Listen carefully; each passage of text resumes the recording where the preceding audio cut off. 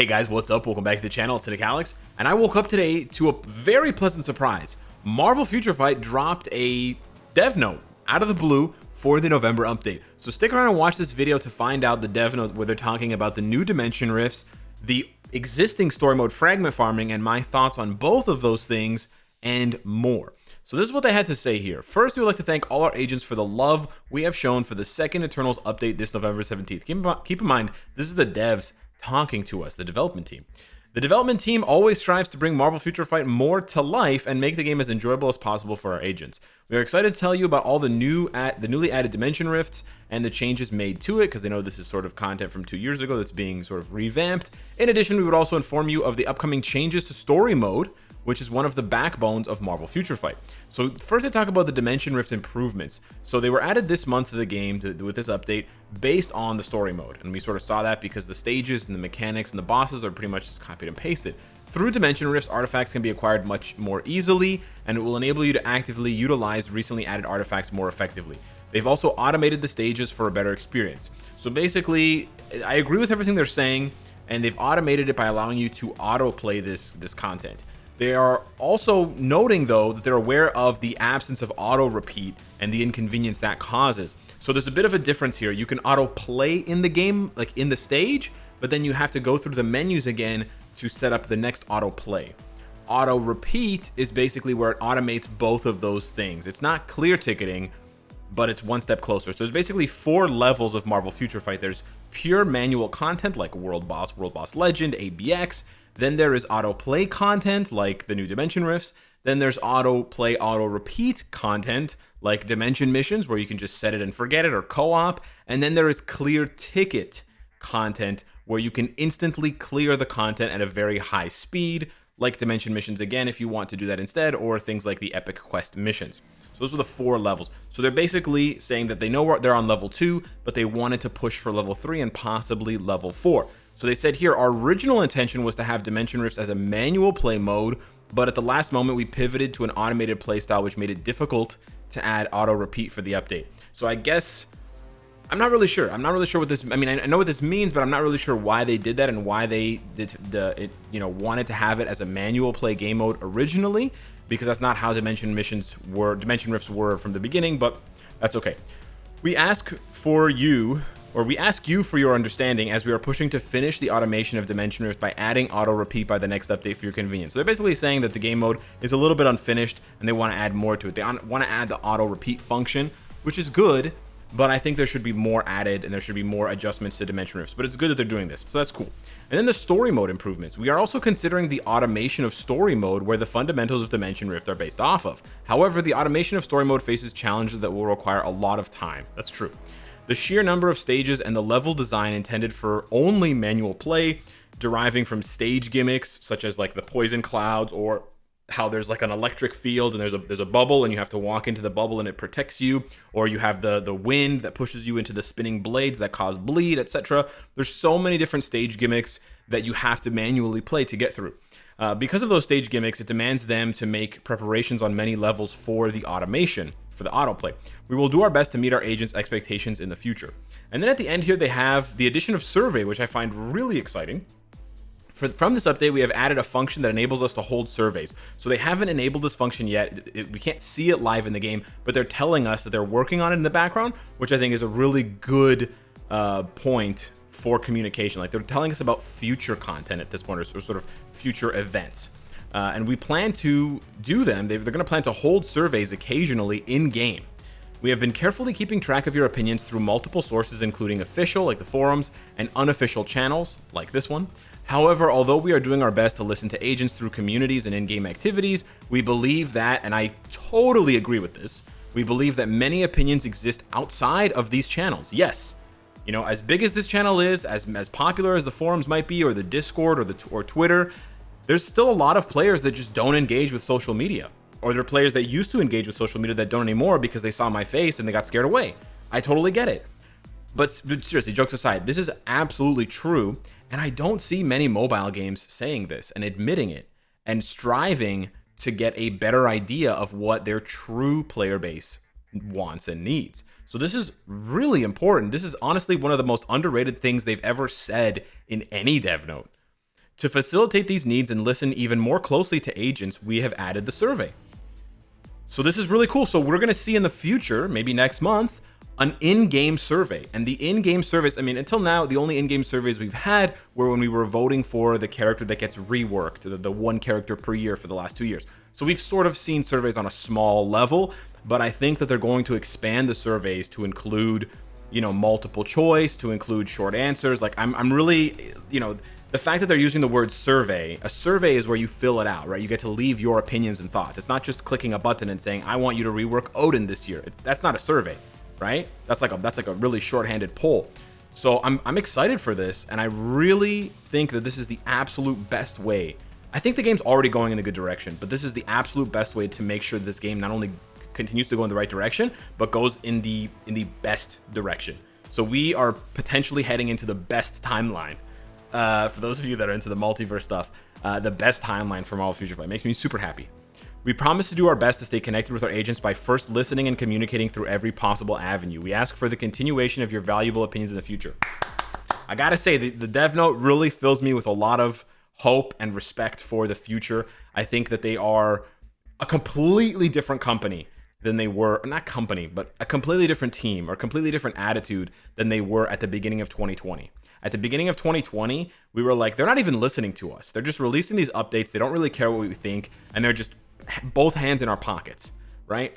And now it feels like the opposite. I mean, of course, they're still trying to make money. I'm not arguing that or whatever, but they're definitely putting our opinions at the forefront of the changes that they're making and for things that they want to make in the future before it's been finalized, which I think is really important, that we may be able to shape future content or future updates, you know, more than 6 months down the line. So I'm really, really excited about this dev note. I think it's awesome. I think the survey is honestly the thing that I'm going to be most excited to fill out. I know I've been a little bit negative and cynical about the surveys in the past, but I do have high hopes for this one. I will, however, say, because I know you guys are going to say it in the comments, yes, they have failed to deliver. They have broken promises with us.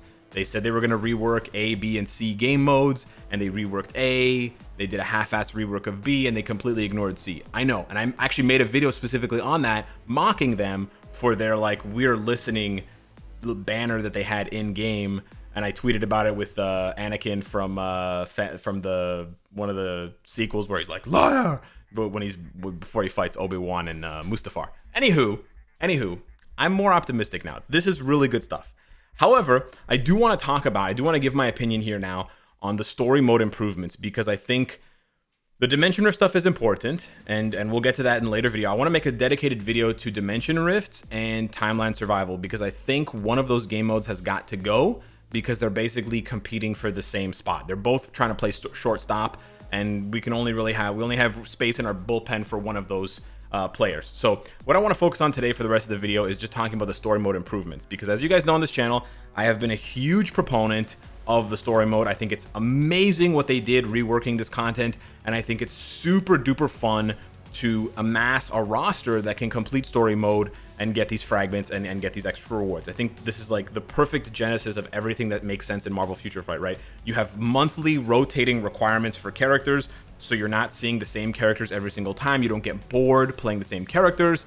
You're also seeing you're seeing yourself getting permanently rewarded for building up characters one time, even if you don't purchase their uniforms. Like, it doesn't matter at all. So there isn't a crystal investment here with these characters. You know, you can have 0 of their uniforms. You don't even have to have them at tier 3. Just having them at tier 2 is more than enough. So there's really something at every stage of development for players here, not to mention you have the special bonus requirements for certain stages. Like, these missions all require elemental damage. Some of these missions require you to use physical damage or energy damage, or you need to bring in heroes, or you need to specifically bring in villains because of Reflect. I think they do a wonderful job. However, there's really only one issue with story mode fragment farming: time. It takes a really long time to play, and that's really been the criticism that I've heard from day one until now from players, and I agree with you. And it's honestly why I haven't been playing. I've played very little of story mode this past month and a half, because I just don't have the time, despite the fact that this month is probably one of the best months for me in terms of having all of the daily required characters, like the monthly required characters. My roster is pretty stacked, but some months They add in a lot of characters. They add in characters that I don't have repeatedly. They add like 5 Morbiuses or 7 Nightcrawlers. They didn't do that this time around, right? It's like Sif once and Heimdall twice. That's it. There's no Elsa, nothing. So it's really great, but I just don't have time to play. But I don't think that auto clear is the answer necessarily. So this is where the opinion gets a little bit nuanced. So they're looking at adding automation to story mode where you can auto play it. And I think auto playing it is okay. I think it's fine. However, it's still going to require a lot of time. It's just that you won't have to be on your phone specifically, right? So you'll grab your phone, you'll type in the autoplay, you'll hit start, and then you'll put your phone down and you can do something else. But you're still gonna have to come back when the stage is over and go to the next stage, or if your characters die, whatever. There's no penalty if 1 or 2 of your character. Actually, there is a penalty if your characters die. What am I saying? So there is also the fact that there's a penalty if your characters die. You can see surviving character bonus. So that's another reason why I don't think autoplay is the answer. I do think that they should still require manual play. I think if they want to add something more to this game mode, they should allow you to clear ticket it in a different way. So I've seen a couple of different answers to what you could do here, and I think I like a combination of an answer I saw on Reddit with my own answer. So what one person said on Reddit, which I'm sorry I don't have your name to give you full credit here, but they basically said that they can split up the rewards. So part of the reason why people play the story mode is for the chance to get, premium rewards like Odin's Blessings, CTPs. Some people play this just for the tier 3 materials, just for this and just for this. So you could split it up. If you want to play it manually, then you will have a chance to get all of these rewards. If you want to auto play it or clear ticket it, then you will lose, right? You won't have a chance to get any of the premium rewards, and you'll only get the regular rewards or a chance to get these rewards. However, I still think that that's not really good enough, because the sheer amount of time that it takes means that, and still the low chances, right? You only get about maybe 1 out of 10, 1 out of 15 boxes is going to give you a premium item. So the odds are really small, and it's not like they can bump up the odds to be really good, right? They're not going to be giving away CTPs and Odin's Blessings like candy every day to people who can farm this. So I'm not really sure that that's the answer either. I think that if they do that, it's just going to kill the game mode in terms of people playing it manually, and then everyone's just going to clear ticket it for the tier 3 materials.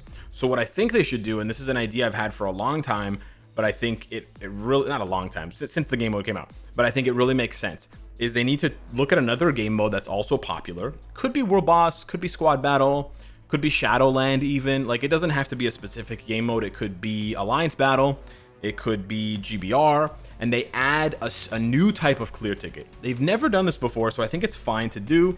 I know some people are going to bemoan what I'm saying because it's going to take up 1 extra inventory slot, but right now we only have 1 type of clear ticket, just regular generic clear tickets. And as you can see, you will, especially if you're over VIP 0, you're gonna amass so many clear tickets. Trust me, there are players out there with probably over 1 million clear tickets. It's crazy. The surplus is just, there's no economy for clear tickets. There's no reason to ever buy clear tickets. But we only have clear tickets and hidden tickets. They should introduce a 3rd type of ticket that you can farm, that you get by playing GBR or playing World Boss or playing Shadowland. And that ticket is only used, it's specifically exclusively used for story mode, for the story mode ultimate farming. So then I play my GBR, I get my, let's say 5 tickets per day. Let's say it's just 5 tickets per day or 10 tickets per day. And then I can use those tickets only here to auto clear the content. That way it still feels important. It still feels valuable, and you can get the rewards and you can save yourself time, but you can't, it doesn't reduce the game mode to a couple of clicks, because that's really the problem. And that's the problem that Marvel Future Fight has had in the past, where as soon as they make a piece of content auto clearable, like clear ticketable, where you can just do this, it kills the game mode. The game mode doesn't have meaning anymore. It's not a game mode anymore. It's just a bunch of pop-ups. The game mode turns into a bunch of pop-ups, and then all the hard work from those devs that spent all that time modeling and creating, new environments and stage mechanics and bosses, all that stuff is gone out the window. And I really hate that. I honestly think that that's not the way that any mobile game should go, personally. So my suggestion, my advice to the devs is, and they can, the thing is, they can monetize this as well, so it works on multiple fronts. If they just add clear ticketing to this, like I said, I've got 180,000 clear tickets. Even if they make it cost 100 clear tickets per run, I'm never gonna run out, baby, never. But if they create a new type of clear ticket, specifically for story mode, then they can reward people for playing other content that they already play, and they can make other game modes more important, which is what I've also been saying for years, because we had that problem in 2018 and 2019 where World Boss was the only game mode worth doing, and the game felt like a chore otherwise. So make these other game modes more worthwhile, and by playing game mode A, it speeds up and allows you to play game mode B faster, which allows you to get resources faster, which allows you to build your roster faster. So the progression loop is going to feel better, because at first you're not going to have as many characters, but as you start building up these story mode clear tickets, and as you start using them and seeing the tier 3 materials pouring in, you're going to be able to build more characters, which is then just going to guarantee you more of the fragments, because you're still going to have a chance to get the fragments, and it's going to guarantee you more of the double fragments, and so on and so forth. So it's a really nice sort of snowball effect that starts off small and then gets larger over time. And then, like I said, in typical mobile game fashion, they can monetize it by having a shop, an item in the shop where you can purchase it, right?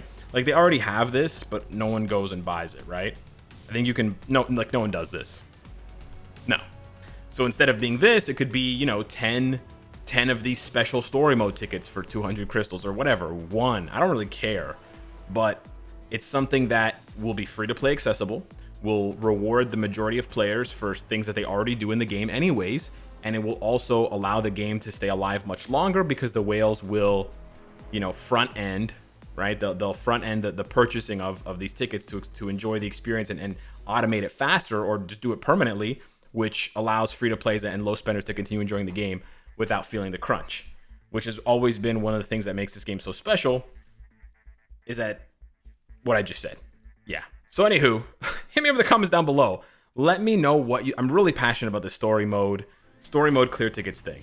Hit me up in the comments down below. Let me know what you think. Thank you so much for watching. Smash the like button if you like the dev note, and I will see you in the next one. Take care.